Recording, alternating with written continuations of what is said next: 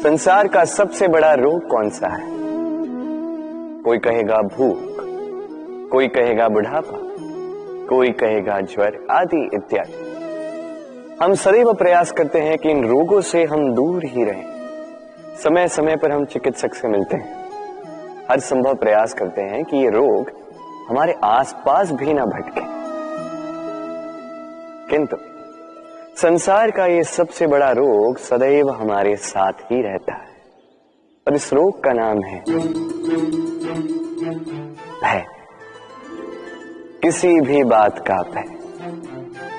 लोग क्या सोचेंगे इस बात का भय। यदि मैंने ये किया तो क्या होगा इस बात का भय। यदि मैंने ये नहीं किया तो क्या होगा इस बात का भय आदि इत्यादि। देखा जाए तो प्रत्येक व्यक्ति के मन में एक भय है जो उसे पीड़ा देता है। अब ये भय करता क्या है? आपकी शक्ति को, आपके आत्मविश्वास को, आपके व्यक्तित्व को मिटा देता है। स्मरण रखिएगा, यदि आप अपना भाग्य स्वयं बनाना चाहते हैं तो सर्वप्रथम भय मुक्त हो जाइए। आप स्वयं देखिए कैसी विचित्र सी बात है, जो अब तक हुआ नहीं है उसको लेके हम इतना भयभीत होते हैं कि वर्तमान में स्वयं को पीड़ा देते हैं। इसीलिए जो अब तक हुआ नहीं है उसकी चिंता मत कीजिए। हाँ, जो हो चुका उसकी समीक्षा अवश्य करें, उससे सीखें अवश्य और जीवन में आगे बढ़ें। जीवन में हम सभी, मेरा अर्थ है हम सभी, केवल ऊपर उठना चाहते हैं। ऐसा कोई नहीं है जो नीचे गिरना चाहेगा। किंतु आपको वास्तविक सत्य से अवगत कराऊं तो नीचे गिरना अति आवश्यक है। जब आप नीचे गिरते हैं, सर्वप्रथम आपको ज्ञात होता है कि जब आप ऊंचाई पर थे, वो स्थान, वो समय, उसका महत्व क्या था। उससे भी बड़ी सीख, जब आप नीचे गिरते हैं तभी आपको ज्ञात होता है कि आपके अपने कौन हैं, आपके पराये कौन हैं, आपके हितैषी कौन हैं और वो कौन है जो आपसे ईर्ष्या करते हैं, आपसे घृणा करते हैं। देखिए, जब आप गिरते हैं उस समय जिन्होंने आपके लिए हाथ बढ़ाया आपको उठाने के लिए, वो आपके अपने। और जब आप गिरते हैं, ध्यान से देखिए, शांति से, जो आपको देकर हंसे वो आपके पराये। और ये अपनों और परायों के बीच का अंतर आपको तभी ज्ञात होगा जब आप गिरते हैं, तब नहीं जब आप उठते हैं। इसलिए गिरने से कभी भयभीत मत होइएगा, ये आपको जीवन की बड़ी से बड़ी सीख दे जाता है। इस संसार को आप कैसे जानते हैं, कैसे समझ पाते हैं? अब आपका उत्तर बड़ा सरल सा होगा, इस संसार को स्वयं देखकर। और बिल्कुल उचित है। अब देखिए, हम इन आंखों से इस संसार को देखते हैं, इसे जानते हैं, उसके पश्चात इसे समझ पाते हैं। किंतु हम इस बात पे ध्यान नहीं दे पाते कि इस समस्त संसार को देखने वाली आंख स्वयं कितनी छोटी होती है ना?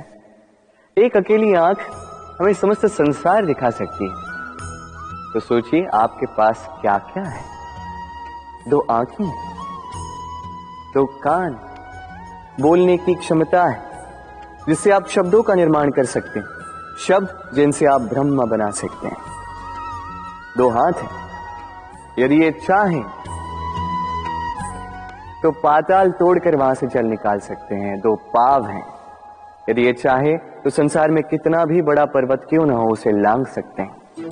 एक हृदय है जो प्रेम के बंधन में सबको बांध ले। एक मन है जो प्रकाश की गति से भी तेज चलता है। एक मस्तिष्क है जो कितनी भी बड़ी समस्या क्यों ना हो उसका हल ऐसे निकाल देता है। अब बताइए, आपके पास क्या कुछ नहीं है? समझने का प्रयास कीजिए कि कितने धनवान हैं आप। संसार में सबसे सुखी वो नहीं जिसके पास धन हो, सुखी वो जो धन का उपयोग करे। उसी प्रकार आपके जीवन में आपका धन है आपकी शरीर की क्षमताएं। अपने शरीर की क्षमताओं का उपयोग करो, सकारात्मक दृष्टि से सब कुछ देखो, इस संसार को समझो, स्वयं को समझो। ये सुख चाह कर भी आपसे दूर नहीं जाएगा। स्केल को देख रहे हैं? इसका आकार कितना सुगम है और इसी आकार के कारण इसे बड़ी सरलता से दीवार में ठोका जा सकता है। किंतु जब आप इस कील को पुनः दीवार से बाहर निकालते हैं, आप देखेंगे कि वहां एक चिन्ह रह जाता है। अब इसी की भांति होते हैं हमारे कहे कड़वे शब्द। जब हमारे मुख से ये कटाक्ष निकलते हैं, ये व्यक्ति के मन को आहत कर ही जाते हैं। अब उसके पश्चात भले ही आप उनसे क्षमा भी मांग लें, किंतु फिर भी उनके ये घाव नहीं भरते। आपके कहे ये शब्द, ये चिन्ह उस व्यक्ति के मानस पटल पर अंकित रह ही जाते हैं। इसलिए मैं सदैव कहता हूं, इन शब्दों की शक्ति को समझिए, इसकी महत्वता समझिए। ये शब्द ब्रह्म है, क्योंकि जहां ये शब्द आपको विजयी कर सकते हैं, वहीं ये शब्द आपके व्याकुलता के कारण, आपके वाचलता के कारण, आपकी उत्सुकता के कारण आप पर विपरीत प्रहार भी कर सकते हैं, भले ही आपकी मंशा अनुचित ना हो। व्यक्ति जीवन में सुख पाने के लाखों प्रयास करता है, किंतु अनेक सशक्त प्रयासों के पश्चात भी उसे मनोवांछित सुख नहीं प्राप्त होता। सुख को पाने की यात्रा अक्सर दुख के मोड़ पर आकर समाप्त हो जाती है और व्यक्ति समझ नहीं पाता क्यों ऐसा हुआ। उसके प्रयास शुभ थे, उसका मन पवित्र था, उसकी मंशा उचित थी, फिर क्यों उसे सुख नहीं मिला? इसका कारण है आपके आसपास के लोग, आपके साथी। आपको सुख या दुख का लक्ष्य इन्हीं से प्राप्त होता है।